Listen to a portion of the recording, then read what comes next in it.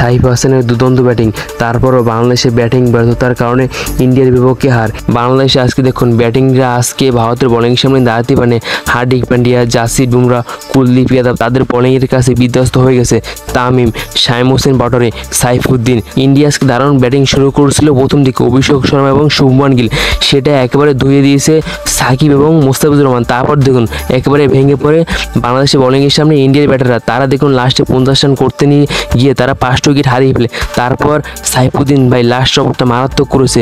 সাইফুদ্দিনে মাত্র লাস্ট ওভারে মাত্র 4 রান নিয়েছে হার্দিক পান্ডিয়া এবং আকশা প্যাটেল। অপরদিকে বাংলাদেশের আজকে দারুণ বোলিংয়ের কারণে সাইফ হাসান আজকে শেষ পর্যন্ত একেবারে খেলে এসেছে। তিনি আজকে 66 রানে দারুণ ইনিংস খেলছে ভারতের বিপক্ষে। অপরদিকে দেখুন মুস্তাফিজুর রহমান, সাকিব, সাইফুদ্দিন, নাসুম আহমেদ তারা আজকে দারুণ বোলিং করেছে ইন্ডিয়ার বিপক্ষে। তারপর আজকে ব্যাটিংয়ের কারণে ভারতের বিপক্ষে আজকে আমরা হেরে গেলাম। কালকে আমাদের পাকিস্তানের বিপক্ষে ম্যাচটা, এই ম্যাচ আমরা জিততে পারলে পাকিস্তানের বিপক্ষে আমরা প্রায় ফাইনালে পৌঁছে যাব।